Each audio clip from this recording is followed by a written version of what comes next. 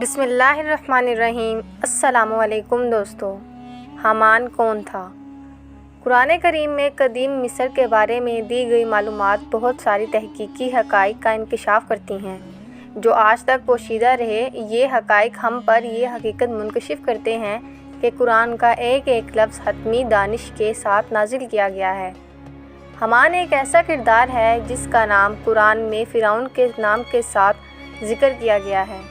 قرآن میں 6 مقامات پر حامان کا ذکر فرعون کے نزدیک ترین لوگوں میں کیا گیا ہے۔ حیران کن طور پر حامان کا نام تورات کے ان حصوں میں کہ جہاں حضرت موسیٰ علیہ السلام کا ذکر آتا ہے کہیں پر بھی نہیں پایا جاتا، جبکہ عہد نامہ قدیم کے آخری ابواب کے حامان کا ذکر بابل یعنی بلومین بادشاہ کے مددگار کے طور پر آتا ہے، جس نے حضرت موسیٰ علیہ السلام کے تقریباً 1100 سال بعد بنی اسرائیل پر بہت مظالم لائے۔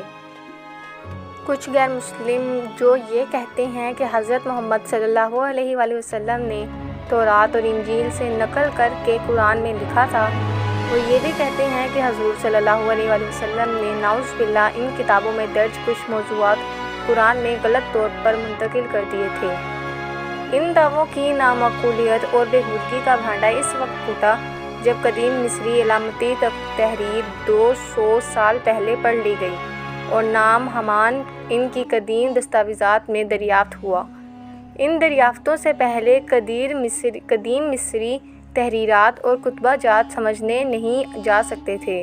قدیم مصری زبان علامتی زبان جو زمانوں تک زندہ رہیں، مگر دوسری اور تیسری صدی عیسوی میں عیسائیت اور دیگر ثقافتی اثرات کے غلبے کے باعث مصر نے اپنی علامتی تحریر بھی ترک کر دی۔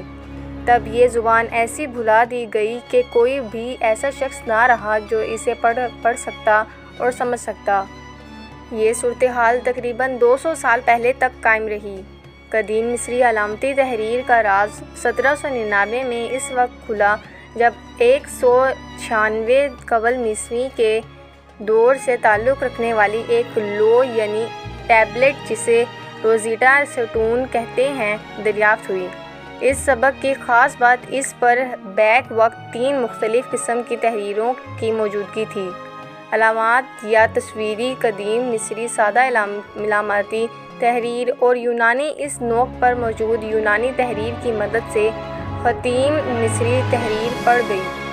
اس سلوک پر موجود تحریر کا ترجمہ ایک فرانسیسی جین پرائمری شمولی نے مکمل کی۔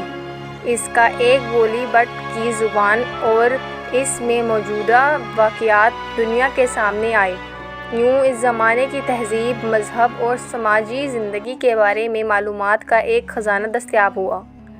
تصاویری زبان کو سمجھنے کے بعد معلومات کا ایک اہم حصہ دستیاب ہوا کہ حامان نام واقعی قدیمی مصری تحریرات میں درج تھا۔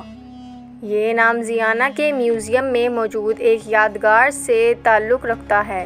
قدیم کتبہ جات اور تحریرات پر مشتمل ایک ڈکشنری جس کا نام پیپل ان نیو کنگڈم ہے، اس میں حامان کا ذکر پتھر کی کانوں کے مزدوروں کے سربراہ کے طور پر کیا گیا ہے۔ اس طرح جو حقیقت سامنے آئی وہ قرآن کے مخالفین کے غلط دعووں کے برعکس ہے۔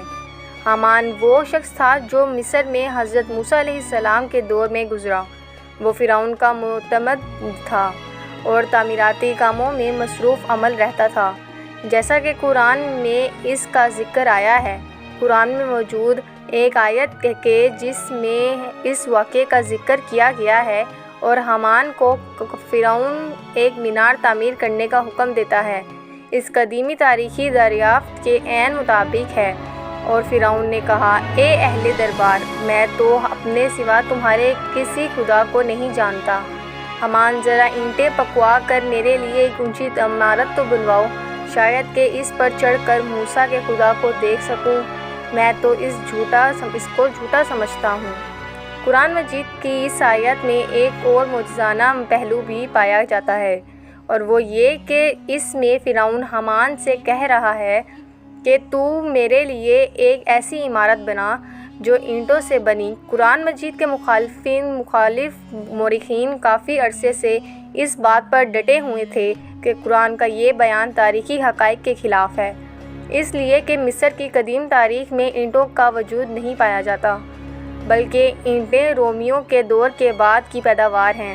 چنانچہ قرآن کا یہ کہنا کہ میرے لیے اینٹوں سے گھر بناؤ فتح درست نہیں ہے۔ قرآن مجید پر یہ اعتراض جاری تھا کہ ایک ماہر آثار قدیمہ پینٹری نے ان اینٹوں کو جلی ہوئی شکل میں دریافت کر دیا۔ یہ اینٹیں مغروں کی عمارت بنانے کے لیے استعمال کی گئی تھیں۔ علاوہ ازیں یہ اینٹیں اس دور کی کچھ عمارتوں کی بنیادی میں بھی مشتمل پائی گئی ہیں کہ جب 1184 سے 1308 قبل مسیح مصر پر 19واں خاندان حکمران تھا، اور اس دوران رامسیس دوم برنا اور کھیتی دوم حکمران تھے۔ یاد رہے کہ رامسیس دوم نے بائبل کے مطابق بنی اسرائیل سے بطور بیگار 2 شہر رامسیس اور بیتم تعمیر کرائے تھے۔ موجودہ دور کے مطابق یہ شہر تینوس اور قطر کے علاقے کا ایک حصہ جو دریائے نیل کے مشرقی حصے میں اسی علاقے میں فرعون رامسیس دوم میں اپنی شمالی تخت بنایا تھا۔ ماہر آثار قدیمہ پینٹری کو یہ اینٹ اس علاقے کے قریب سے ملی ہیں، جس سے معلوم ہوتا ہے کہ اس زمانے میں بھی مصر کے لوگ اینٹوں کا استعمال کرتے تھے، اور یہ قرآن مجید کی سچائی کا منہ بولتا ثبوت ہے۔ مختصراً یہ کہا جا سکتا ہے کہ حامان کے نام کا قدیمی مصر تحریرات میں پایا جانا اور اینٹوں کا ملنا نہ صرف یہ ہے کہ قرآن کے مخالفین کے جعلی دعووں کو باطل کر دیتا ہے، بلکہ ایک بار پھر یہ ثبوت مہیا کرتا ہے کہ قرآن وہ کتاب ہے جو خدا کی جانب سے نازل کی گئی ہے۔